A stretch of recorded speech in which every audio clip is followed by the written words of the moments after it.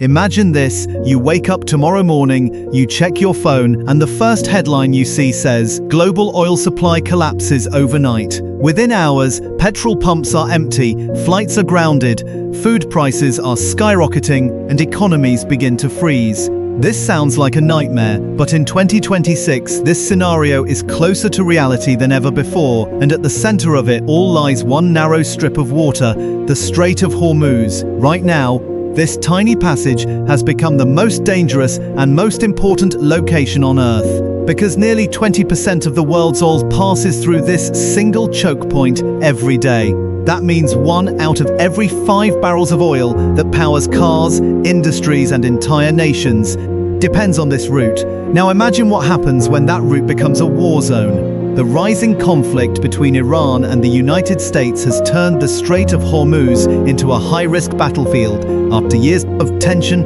sanctions, and threats, the situation finally escalated into direct confrontation. Military strikes, naval deployments, and missile exchanges have transformed this region into a global flashpoint. But this is not just another war. This is a war with consequences that reach every single person on this planet. Because this time, the battlefield controls the lifeline of the global economy. As tensions escalated, the United States, along with its allies, moved to secure international shipping lanes, claiming the need to protect global trade and energy flow. On the other side, Iran made it very clear, if its oil cannot be exported, then no one's oil will pass through the Strait of Hormuz. And just like that, the world's most critical oil route became a bargaining chip in one of the most dangerous geopolitical standoffs of our time. Almost immediately, the effects began to ripple across the globe. Oil prices didn't just rise, they exploded. Markets panicked. Investors rushed to safe assets. Governments started emergency meetings, because everyone knows one thing: when oil supply is threatened, the entire global system begins to shake. Tankers that once moved freely through the strait are now navigating under the shadow of warships, drones, and missile systems. Some have already been attacked, others rerouted, and many simply halted operations out of fear. Insurance costs for shipping through the region have skyrocketed, making it nearly impossible for companies to continue normal operations. This has created a massive bottleneck in global supply, and the impact is not limited to fuel. Oil is the backbone of modern civilization. It powers transportation, manufacturing, agriculture, and even the production of everyday goods. When oil prices rise, everything becomes expensive. Food, electricity, transportation, everything. In many countries, fuel prices have already surged dramatically, pushing inflation to dangerous levels. For developing nations, this is not just an economic issue, it's a survival crisis. Millions of people are at risk of falling into poverty as living costs spiral out of control. And while ordinary people struggle, global leaders are facing impossible choices. Should they intervene more aggressively to secure the Strait of Hormuz? Or should they avoid escalation at the risk of prolonged economic damage? Because one wrong move could trigger something far worse, a wider war involving multiple global powers. Countries like China and India, which rely heavily on oil imports through this route, are watching the situation very closely. Their economies depend on uninterrupted energy flow. If the crisis deepens, they may be forced to take action directly or indirectly. Europe, already dealing with energy challenges in recent years, is also under pressure. The possibility of a prolonged disruption has raised fears of energy shortages, industrial slowdowns, and economic recession. And then there's the United States, balancing between military dominance and global responsibility. Securing the strait is not just a strategic objective, it's a necessity to maintain global stability. But every action carries risk. Every escalation increases the chance of retaliation, and in a region already filled with tension, alliances, and rivalries, the situation can spiral out of control very quickly. What makes the Strait of Hormuz so critical is not just its location, but its lack of alternatives.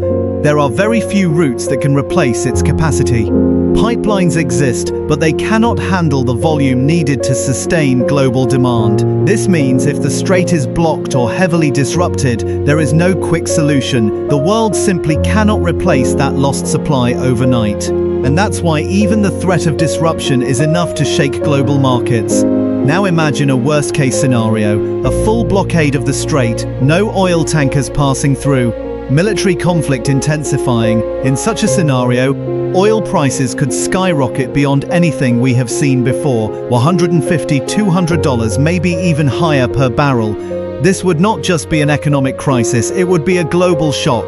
Stock markets could crash, businesses could shut down, unemployment could rise rapidly, governments might be forced to impose fuel rationing, and everyday life as we know it could change dramatically. But the crisis doesn't end there. Because the Strait of Hormuz is not just about oil, it's about power. Control over this route means influence over global energy supply, and in today's world, energy is power. This is why both sides are unwilling to back down. For Iran, it's a matter of survival and leverage.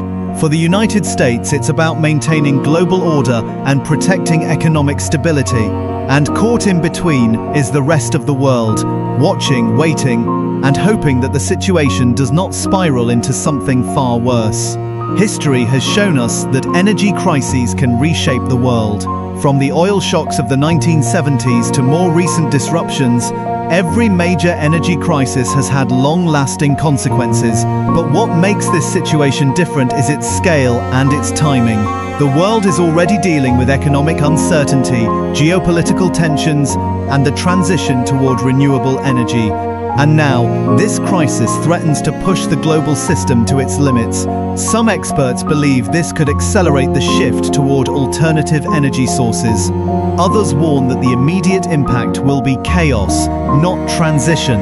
Because while the world talks about moving away from oil, the reality is that we are still deeply dependent on it, and that dependency makes us vulnerable. So where do we go from here? That is the question everyone is asking. Will diplomacy find a way to de-escalate tensions? Will military action secure the flow of oil? Or will this crisis continue to grow, pulling more countries into its orbit?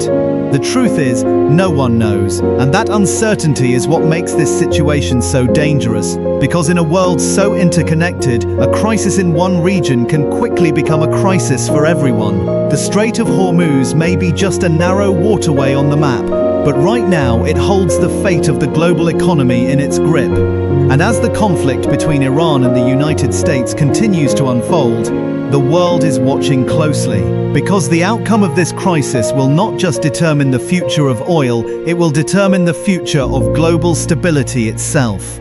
So the next time you hear about rising fuel prices, or see headlines about tensions in the Middle East, remember this: behind those headlines is a high-stakes battle over one of the most critical lifelines of our modern world. And if that lifeline is cut, even for a short time, the consequences could be felt everywhere.